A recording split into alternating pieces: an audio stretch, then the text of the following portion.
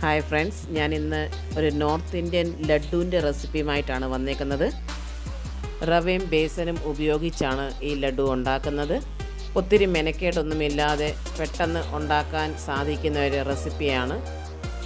ഇതുണ്ടാക്കാൻ വേണ്ടി പഞ്ചസാര പാനിയുടെയും ആവശ്യമില്ല. ഈ ലഡ്ഡു ഉണ്ടാക്കി വെച്ചാൽ ഒരു മാസം കഴിഞ്ഞാലും ഇത് കേടാകത്തില്ല.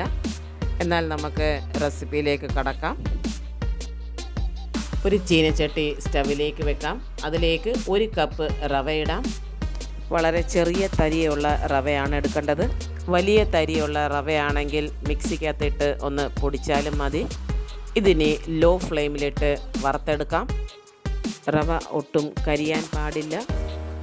എന്നാലേ നമ്മുടെ ലഡ്ഡുവിന് നല്ല കളറും ടേസ്റ്റും കിട്ടത്തുള്ളൂ.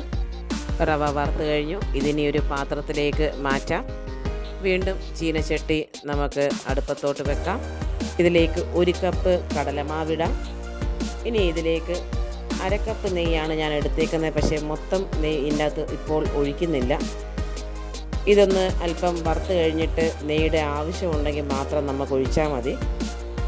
1/2 കപ്പ് നെയ്യ് എടുത്തിട്ട് 2 ടേബിൾ സ്പൂൺ നെയ്യ് ഞാൻ ബാലൻസ് വെച്ചിട്ടുണ്ട്. അത് നമുക്ക് ആവശ്യമുണ്ടെങ്കിൽ അവസാനം ചേർക്കാം. ബാലൻസ് നെയ്യ് ഒഴിക്കേണ്ട ആവശ്യം വന്നില്ല. കാരണം നെയ്യ് ഉരുകി കഴിഞ്ഞപ്പോൾ ഏകദേശം ഈ ഒരു സ്റ്റേജിലെത്തിയിട്ടുണ്ട്.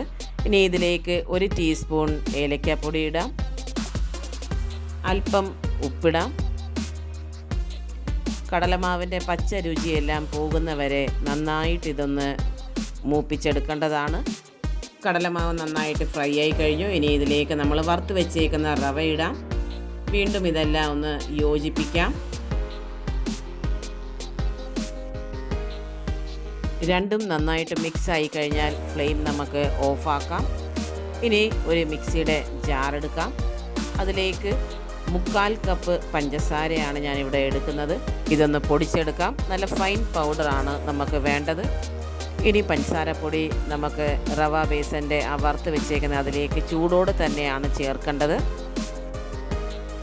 പഞ്ചസാരപ്പൊടി ചേർത്ത് കഴിഞ്ഞാൽ ചൂടോടെ തന്നെ ഇത് ചട്ടുകം വെച്ചോ അല്ലെങ്കിൽ കിഴുത്തത്തവി വെച്ച് നന്നായിട്ട് ഇതൊന്ന് മാഷ് ചെയ്ത് കൊടുക്കണം. എന്നാലേ ആ പഞ്ചസാര ഉരുകത്തുള്ളൂ. പഞ്ചസാര ഉരുകിയാൽ നമുക്ക് ലഡ്ഡു നന്നായിട്ട് പിടിക്കാനൊക്കത്തുള്ളൂ. പഞ്ചസാര എല്ലാം ഉരുകിക്കഴിഞ്ഞു.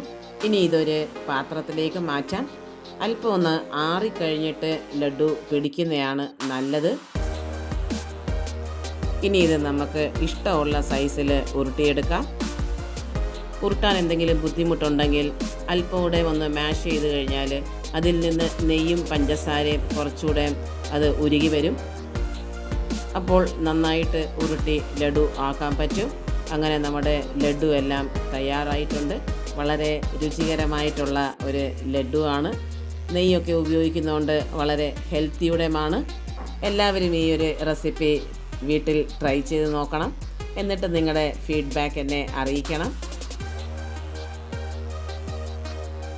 എൻ്റെ ഈ വീഡിയോ നിങ്ങൾക്ക് ഇഷ്ടപ്പെട്ടെങ്കിൽ തീർച്ചയായിട്ടും ലൈക്ക് ചെയ്യാനും ഫ്രണ്ട്സുമായി ഷെയർ ചെയ്യാനും ഇതുവരെ സബ്സ്ക്രൈബ് ചെയ്തിട്ടില്ലെങ്കിൽ സബ്സ്ക്രൈബ് ചെയ്യാനും മറക്കല്ലേ.